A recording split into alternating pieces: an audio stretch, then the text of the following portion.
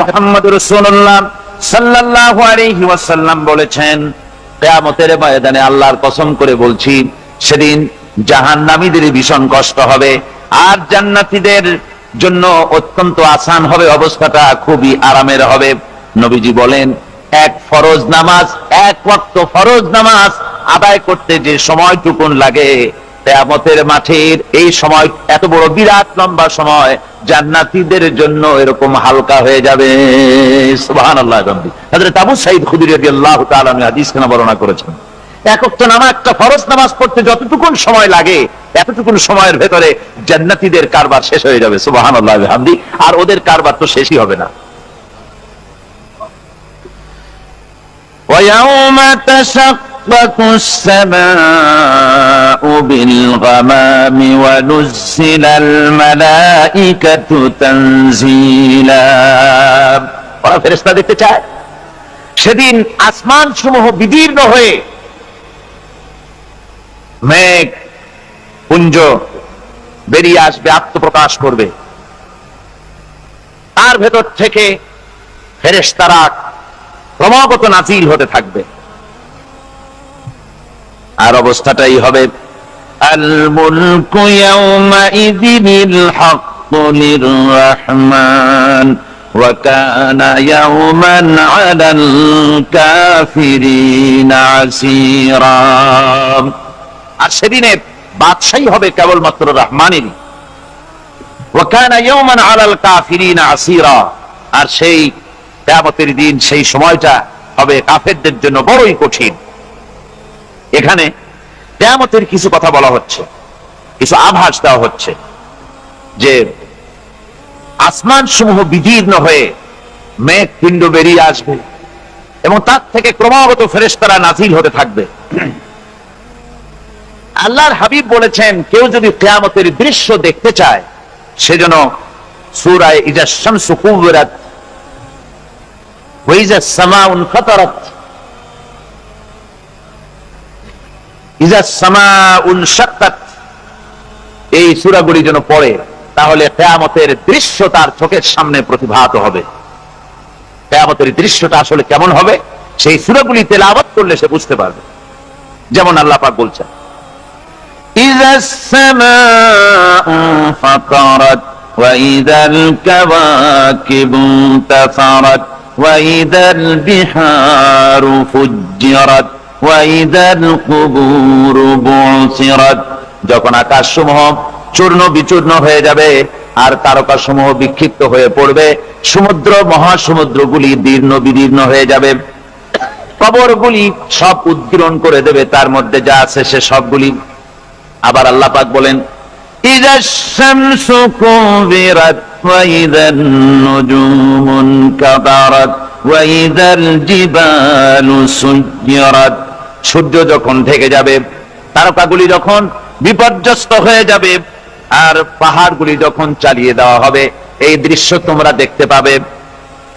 فَإِذَا النُّجُومُ طُمِسَتْ وَإِذَا السَّمَاءُ فُرِجَتْ وَإِذَا الْجِبَالُ نُسِفَتْ। সেদিন অবস্থা এমন হবে, সমস্ত তারকাগুলি স্তিমিত হয়ে যাবে আর আকাশসমূহ দীর্ণ বিদীর্ণ হয়ে যাবে। আর দেখতে পাবে পাহাড়গুলি, সমস্ত পাহাড়গুলিকে উড়িয়ে দেওয়া হবে। আবার অবস্থা আরো কি হবে, فَإِذَا بَرِقَ الْبَصَرُ وَخَسَفَ الْقَمَرُ وَجُمِعَ الشَّمْسُ وَالْقَمَرُ। যখন চক্ষু বিস্ফারিত হয়ে যাবে মানুষের, চাঁদ আর সূর্য নিষ্প্রভ হয়ে যাবে, সব একাকার হয়ে যাবে, চন্দ্র এবং সূর্য তার অস্তিত্বকে হারিয়ে ফেলবে।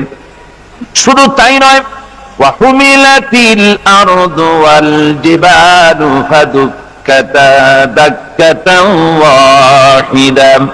জমিন ও পাহাড়গুলির মধ্যে সংঘর্ষ লাগিয়ে দেওয়া হবে আর তা এক ধাক্কায় জমিন এবং সমস্ত পাহাড়গুলি চূর্ণ বিচূর্ণ হয়ে যাবে। সুবহানাল্লাহ ওয়া বিহামদিহি। আল্লাহ রাব্বুল আলামিন বলছেন, এইভাবে করে কিয়ামতের দৃশ্য, বিভীষিকাময় দৃশ্য তোমরা দেখতে পাবে। আর সেদিনের রাজত্বটা কার হবে? আল মুলকু ইয়াউমাইযিল হাক্কু লির-রাহমান। সেদিনের রাজত্ব হবে কেবলমাত্র রহমানের। অর্থাৎ যেসব কৃত্রিম বাদশাহী দেখে তোমাদের চোখে ধাঁধা লেগে গিয়েছে, তোমাদেরকে দুনিয়ার বাদশাহী দেখে তোমরা ধোঁকায় পড়ে গিয়েছো, এসব বাদশাহী কিছুই টিকবে না সেদিন। সেদিন শুধু বাদশাহী থাকবে একমাত্র আল্লাহ পাকের। কার থাকবে বাদশাহী? যারা বলেন কার? আল্লাহ রাব্বুল আলামিন যখন কিছুই থাকবে না ঘোষণা করবেন লিমানিল মুলকুল ইয়াউম লিল্লাহিল ওয়াহিদুল কাহ্হার। আজকে কার রাজত্ব? চারিদিক থেকে আওয়াজ আসতে থাকবে, পরাক্রমশালী আল্লাহ রাব্বুল আলামিনের রাজত্ব আর কারো নয়। হাদিস শরীফে এসেছে, বুখারী মুসলিম শরীফের হাদিসে এসেছে, আল্লাহর নবী বলেন আল্লাহ রাব্বুল আলামিন তখন তার এক হাতে আকাশ মণ্ডলীকে ধারণ করবেন, আর এক হাতে জমিনকে ধারণ করবেন। আকাশ মণ্ডলী এক হাতে, জমিন এক হাতে। এভাবে আল্লাহ রাব্বুল আলামিন বলবেন আইনাল জাব্বারুন আইনাল মুতাকাব্বিরুন। কোথায় সেই স্বৈরাচারীরা? কোথায় সেই দুর্বিনীত অহংকারী স্বৈরাচার যারা আমার জমিনের উপরে, আমার মানুষের উপরে রাজত্ব চালিয়েছে? তারা আজকে কোথায়? কোথায় সেই অহংকারীরা? আল্লাহ পাক সেদিন যে বলবেন, সেদিন তো বলবেন, কিন্তু দুনিয়ার মাঝেও স্বৈরাচার যারা, অহংকারী যারা, তাদের শাস্তি পৃথিবীর বুকেও দেন, আর সেদিন তো দিবেনি। কত স্বৈরাচার আমরা দেখলাম, কত অহংকারী দেখলাম, যাদের তর্জনী হেননে লক্ষ কোটি কোটি মানুষ উঠতো আর বসতো। তাদের জিল্লাতির সঙ্গে আল্লাহ রাব্বুল আলামিন কতজনকে বিদায় করে দিলেন।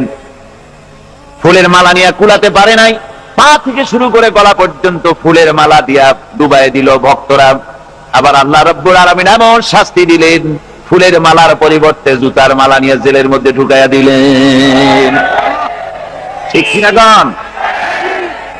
অহংকারী আর স্বৈরাচার যারা হয়, আল্লাহ পাক এভাবে তাদের দৃষ্টান্ত দেখিয়ে দেন। আমরা কত দেখলাম, 9 বছরের রাজা 10 বছরের সাজা। পৃথিবীর মুখে যারা অহংকার করে, যারা স্বৈরাচার হয়, আল্লাহর আইনকে যারা বৃদ্ধাঙ্গুষ্টি প্রদর্শন করে, আল্লাহ পাক তাদের জমিনেও দেখান। এখানে চূড়ান্ত ফয়সালা আল্লাহ করেন না, আসল ফয়সালার জায়গা তো আছেই, তবে এখানে নমুনা দেখায় দেন। কিন্তু মুশকিল হচ্ছে, ইতিহাসের সবচাইতে বড় শিক্ষা হলো ইতিহাস থেকে মানুষেরা শিক্ষা গ্রহণ করে না। একজনে যে কাম করে বিপদে পড়ে, আর একজন এসে আবার সেই পথেই অগ্রসর হয়, নিশ্চিত মৃত্যুর পথে। আমার বন্ধুগণ, আল্লাহ পাক বলছেন সেই দিন আমার রাজত্ব হবে, আর কারো রাজত্ব হবে না। ওয়াকানা ইয়াওমান আলাল কাফিরিনা আসীরা। আর ওই দিনটা, ওই কিয়ামতের দিন হবে কাফেরদের জন্য সবচাইতে কঠিন। সবচাইতে কঠিন হবে কাদের জন্য? কাফেরদের জন্য। কাফের কারা? কাফের হচ্ছে তারা যারা নাকি আল্লাহর আইনকে অস্বীকার করেছে, আল্লাহকে অস্বীকার করেছে, আল্লাহর আইনকে অস্বীকার করেছে। ওরা কি? কাফের। কুফর শব্দের অর্থ হচ্ছে গোপন করা। এই জন্য অন্ধকার রাতকে আরবিতে কাফের বলা হয়েছে, অর্থাৎ যা সব জিনিসকে অন্ধকার দিয়ে ঢেকে দেয়। তো কুফর হচ্ছে সেই জিনিস যা মহাসত্যকে ঢেকে দেয়, সত্যকে, মহাসত্যকে ঢেকে দেয় যে জিনিস, সেটাকে কুফর বলা হয়।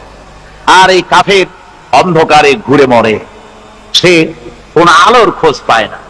আল্লাহ রাব্বুল আলামিন বলেন, কাফেরদের কথা এখন শোনাচ্ছেন আল্লাহ পাক, ওয়াল্লাযীনা কাফারু আউলিয়াউহুমুত তাগুতু ইউখরিজুনাহুম মিনান নূরি ইলাদ যুলুমাত।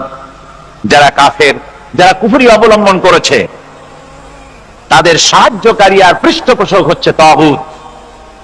তাগুত বলা হয় সেই শক্তিকে যে শক্তি শুধু নিজেই আল্লাহর আইন অমান্য করে বসে থাকে না, বরং অন্যদেরকে আল্লাহর আইন অমান্য করতে বাধ্য করে। ওদেরকে আরবিতে কি বলা হয়? তাগুত বলা হয়। আর এই তাগুতি শক্তি, এই তাগুত হয় তার সাহায্যকারী, যা তাকে আলো থেকে টেনে অন্ধকারের ভেতরে নিয়ে যায়। আর কাফের হচ্ছে আল্লাহ পাকের ভাষায় অর্থাৎ কোরআনের ভাষায় কাফের হচ্ছে সবচাইতে নিকৃষ্ট প্রাণী, সবচাইতে নিকৃষ্ট জীব, মহাসত্যকে যারা স্বীকার করেছে, যারা আল্লাহকে মানে না, যারা আল্লাহর কোরআনকে মানে না, যারা ইসলামকে স্বীকার করে না, তারা সবচেয়ে নিকৃষ্ট প্রাণী। আল্লাহ রাব্বুল আলামিন বলেন, ইন্না শাররাদ দাওয়াবি ইনদাল্লাহিল্লাযীনা কাফারু ফাহুম লা ইউমিনুন। নিশ্চয়ই আল্লাহর জমিনে সব বিচরণশীল জীব যত আছে, আল্লাহ বলছেন আমার জমিনে বিচরণশীল জীব যত আছে তার মধ্যে সবচাইতে নিকৃষ্ট প্রাণী হলো যারা ঈমান আনে নাই, যারা বিশ্বাস করে না আমি আল্লাহকে, যারা পরকালকে বিশ্বাস করে নাই, যারা কোরআনকে বিশ্বাস করে নাই, যারা ইসলামকে বিশ্বাস করে নাই, পৃথিবীর মধ্যে তারা সবচাইতে নিকৃষ্টতম প্রাণী। আল্লাহ বলেন শুধু নিকৃষ্ট জনক নিকৃষ্ট প্রাণী বললেই সারে না, এরা হলো চতুষ্পদ জানোয়ারের মতো। কে বলতেছেন? আমি বলছি না, কিন্তু আল্লাহ পাক বলতেছেন চতুষ্পদ জানোয়ারের মতো কাফেরেরা। وَمَثَلُ الَّذِينَ كَفَرُوا كَمَثَلِ الَّذِي يَنْعِقُ بِمَا لَا يَسْمَعُ إِلَّا دُعَاءً وَنِدَاءً। এই কাফেরদের দৃষ্টান্ত হচ্ছে সে রাখালের মতো, যে রাখাল তার পশুদেরকে ডাকে আর ওই পশুরা একটা ডাক শোনে মাত্র, কিন্তু কি যে বলে তা তো পশুতে বোঝে না। বলে বুঝতে পেরেছে? সুম্মুন বুকুমুন উমিয়ুন ফাহুম লা ইয়াকিলুন। এরা বোবা, এরা বধির, এরা অন্ধ, এ কারণে কোনো কথা বোঝে না। এরা চতুষ্পদ জানোয়ারের চাইতেও নিকৃষ্ট। যাদেরকে আমি আল্লাহ বলেন, যাদেরকে আমি চোখ দিলাম, চোখ থাকতে হক দেখলো না, সব দেখলো। হক দেখে নাই চোখ দিয়া, এই চোখ দিয়া সব দেখলো। নারীর সৌন্দর্য উপভোগ করলো আর নারীর অঙ্গ প্রত্যঙ্গ নিয়ে নানা ধরনের গল্প লিখলো, কবিতা লিখলো, কিন্তু এই সৌন্দর্য যিনি দিলেন তারেও চিনল না। আছে না কত কবি আমাদের দেশে? আমার দেশের সেই কবি জাতীয় পুরস্কার পায় যে কবি নারীর বিশেষ বিশেষ অঙ্গ নিয়ে বেশি করে নির্লজ্জ কবিতা লিখতে পারে, ওই হলো সবচেয়ে বড় কবি। আমার বন্ধুগণ, একজন বুজুর্গ ব্যক্তি তিনি পথ দিয়ে যাচ্ছিলেন, তো সে পথে এক সুন্দরী যুবতী মেয়েকে দেখে সেই যুবতী মেয়ের দিকে এই বুজুর্গ ব্যক্তি এক নজরে তাকায় আছে। তখন এই ঘটনাটাকে কবি এভাবে লিখতেছেন সাজায়, একদা সুখদায়ক প্রমোদা বদন দর্শন করিব ঝরিল নয়ন, হেসে কহে সে রূপসী সবিস্ময় মন, কহ দেখি মহাশয় কহ কি কারণ, বিষয় বিরাগী তুমি ভুবনে প্রচার, কি হেতু জন্মিল তব মানস বিকার, সামান্য ললনারূপ করি দর্শন, উচিত না হয় তব অশ্রু বরিশন। বুজুর্গ ব্যক্তি ওই মহিলার দিকে তাকিয়ে তাকিয়ে কাঁদতেছেন। সুন্দরী মহিলা বলেন, আল্লাহর বুজুর্গ বান্দা, আপনি এলাকার ভিতরে বুজুর্গ এবং পীর হিসাবে, বুজুর্গ ব্যক্তি হিসাবে আপনি বিখ্যাত। আজকে আমাকে এখানে দেখে আপনি আমার দিকে তাকায় আমার রূপ উপভোগ করতেছেন আর কাঁদতেছেন। আপনার মতো সংসারে বিরাগী মানুষ আমার মতো একটা সুন্দরী মেয়েকে দেখে এভাবে কাঁদা ঠিক না। বুজুর্গ ব্যক্তি বলছেন, হেসে কহিলাম বালে করহ শ্রবণ, নেত্র ঝরে তবু হেতু ভেব না এমন, যে শিল্পী রচিল ওই সুধাংশু বদন, তাহার তরে ঝরে নেত্র নয়নে জীবন। আল্লাহর বান্দি, আমি তোমাকে দেখি কান্দি না, আমার চোখে পানি বেরিয়ে গেছে। তোমারে দেখে আমি মনে মনে ভাবলাম, এত সুন্দর করে যিনি মানুষ বানিয়েছেন না জানি ওই আল্লাহ রব্বুল আলামিন কত বড় সুন্দর। আমার ভাইরা, সুতরাং চোখ থাকতে ওরা আল্লাহ রাব্বুল আলামিনের কুদরত ওরা দেখে নাই, কান থাকতে কোরআনের আওয়াজ ওদের কানের মধ্যে ঢোকে নাই, বিবেক থাকতে আল্লাহর দ্বীনকে বুঝতে পারে নাই, চিন্তা করতে পারে নাই।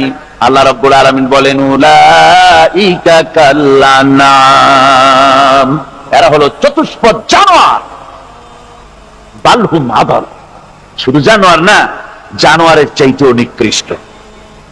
এমনই জানোয়ার। আল্লাহ বলেন শুধু জানোয়ার না, জানোয়ারের মতো শুধু খায় জনমের মতো। ওয়াল্লাযীনা কাফারু ইয়াতামাত্তাউনা ওয়া ইয়াকুলুনা কামা তাকুলুল আনআম।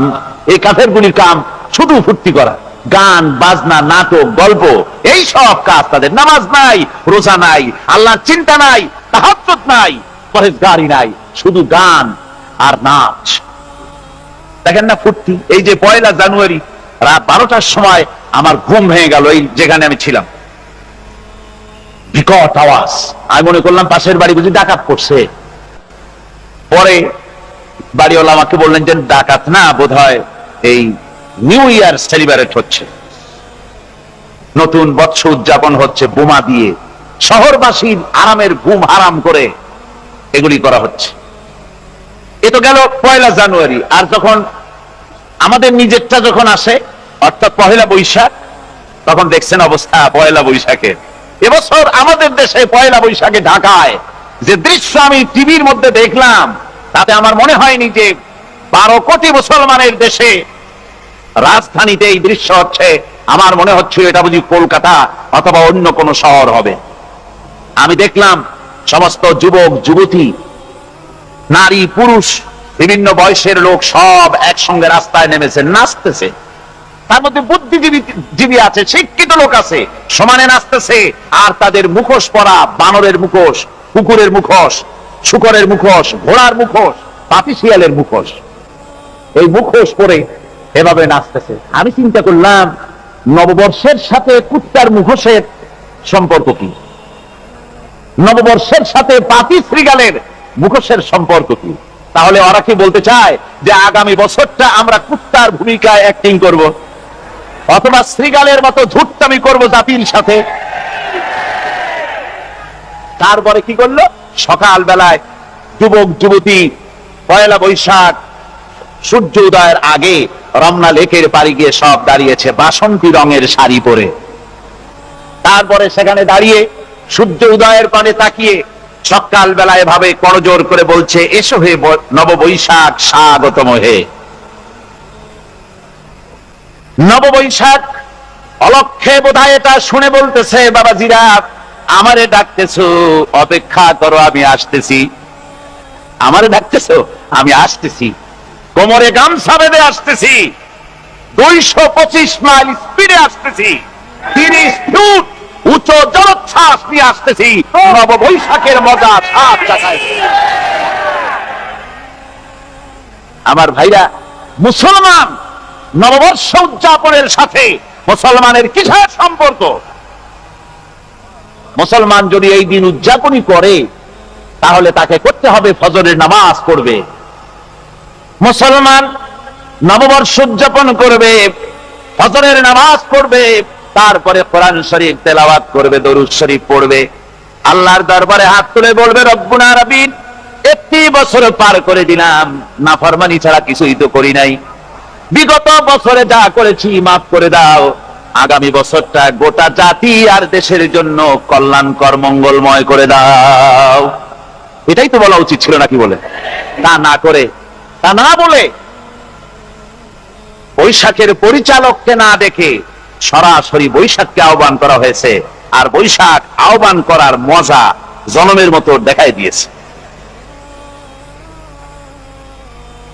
আল্লাহ রাব্বুল আলামিন। তাই বলেন, কাফেররা তাদের কাজ হলো শুধু খাওয়া, তারা এমন খাওয়া খায়, জনমের মতো খায়।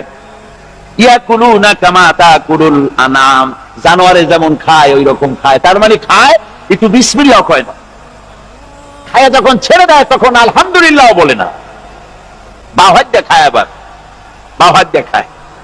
ডাব একটা কাটলো, বিসমিল্লাহ নাই, খাইলো, 2-4 ঢোক খাইয়া পুরা ডাবটারে ফেলাই দিল। ডাবটা কি তোমার বাজান তৈরি করছিল নাকি? একটু বিসমিল্লাহ বললা না, একটু শুকরিয়া আদায় করলাম। আমি গত এই ডিসেম্বর গেল, ডিসেম্বরের 16 তারিখ আমেরিকা থেকে এসেছি। ওখানে দেখলাম তারা প্রতি নভেম্বর মাসের শেষ বৃহস্পতিবার থ্যাঙ্কস গিভিং ডে অবজার্ভ করে। তা আমি জিজ্ঞেস করলাম, থ্যাঙ্কস গিভিং ডে জিনিসটা কি? ওরা বলল, এটা হচ্ছে এই যে গড আমাদেরকে সারা বছর ভালো খাওয়াইছেন, আমাদেরকে ভালোভাবে পড়াইছেন, সুন্দর রেখেছেন। এই জন্য আমরা গডকে থ্যাঙ্কস দেই নভেম্বরের এই শেষ দিনটিতে। সারা বছরে ভালো খাইছি, ভালো থাকছি, এই জন্য গভর্নমেন্টকে মানে গডকে থ্যাঙ্কস দিলাম। আমি আমার আলোচনায় সেখানে বললাম যে দেখেন, রাশিয়ার সাথে আমেরিকার পার্থক্য তো এখানে, ওরা গডকে অস্বীকারই করেছে, গডই মানে না। আর এরা গডের নামাজ রোজা বা ইবাদত কিছু করুক আর না করুক, গডের অন্তত একটা ধন্যবাদ দেয়। ওরা ওদের ডলারে লিখেছে ইন গড উই ট্রাস্ট, প্রত্যেকটা ডলারে লেখা আমরা গডে বিশ্বাস করি। তো শুকর আদায় করলে তো আল্লাহ বাড়িয়ে দিবেন। আল্লাহ রাব্বুল আলামিনের সুন্নাত হলো শুকর যদি কেউ আদায় করে আল্লাহ বাড়িয়ে দেন। লা ইন শাকারতুম লা আযীদান্নাকুম ওয়া লা ইন কাফারতুম ইন্না আযাবী লাশাদীদ। আমার নিয়ামতের শুকর যদি আদায় করো আমি বাড়ায় দেব, আর যদি নিয়ামতের শুকর আদায় না করো তাহলে মস্ত বড় শাস্তি তোমাদের জন্য রেখেছি। তো আমেরিকা শুকর আদায় করে নিজেরা খাইয়া, কিন্তু ওদের জমিন হলো বিশাল জমিন।